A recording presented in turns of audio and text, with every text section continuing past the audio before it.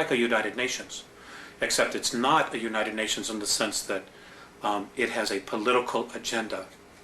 The Andromedan Council, as a body, their sole purpose is to facilitate evolvement of all life in the galaxy.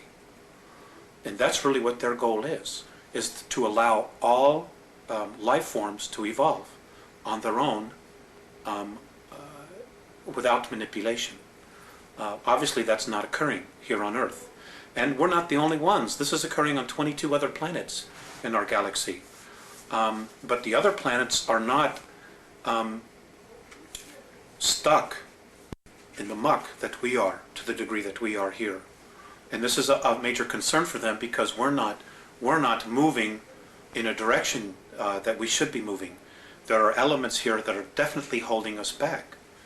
And because Earth has become this real prize, and not only Earth, but us as well. So I'm getting off a little bit. Okay. I want to stay with your questions. So its overall goals then are to elevate the spirituality of all life forms in their own particular ways. Evolutionary ways, right. That they evolve according to the degree of their consciousness. Now, how and why was it first brought into existence, the Andromedan Council? I don't know. When I do know that it was formed. It was formed shortly after the Orion Wars, which was a huge war that lasted 600,000 years in our galaxy. And it was predominantly between the humans, the human race, of which there's all kinds of humans, hundreds of billions of humans, and those of reptilian races that do coexist in our galaxy. Now, there was no winner, by the way. Apparently both sides got so tired of killing each other, they just kind of just stopped, and a undeclared truce was formed. And I know in Orion, where there's a very large group, they have their own political group called the Orion Group, and the humans and other life forms that came together formed the Andromedan Council. And there are others, that are a small part of each of the galaxy, and other galaxies apparently have their own little groups where people come together and decide, what's happening, or they communicate with each other. There's trade, there's bartering, there's a sharing of wisdom, of knowledge, of essences, so that everything can evolve together and work in an unconditional love type of space. You're lucky. You're a lucky person, I think. I know you have a very difficult task, but I think you're very lucky to be given this wisdom. I think you're very lucky. When did their interaction with human beings on Earth begin? 1980. 1980? 1980. And how did that begin, and what was the essence of that interaction? Okay.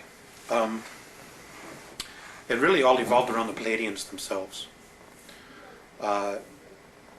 Earth has been the subject of discussion for a long time. The real attention and focus really started when we started detonating our first nuclear weapons. We did, as a race. Nuclear weapons had been used here in our ancient past hundreds of thousands of years ago, because there have been wars here between a lot of different factions, predominantly most of them human. The Pleiadians had agreed or offered to come back here and try to help raise the consciousness of the planet. Well, apparently what happened was, when they got here, they were really faced with their past. The Pleiadians had had incredible civil wars amongst themselves and other wars. And they had just moved into a fourth and fifth density consciousness, and they didn't want to come back here and take the warrior space again. And because of the Greys' involvement here, and the Orions, and a small group from Sirius B, and the Orion Group, and a group from Rigel that are here as well, and others, they didn't want to come back here and have to move into warrior space. So they started dragging their feet.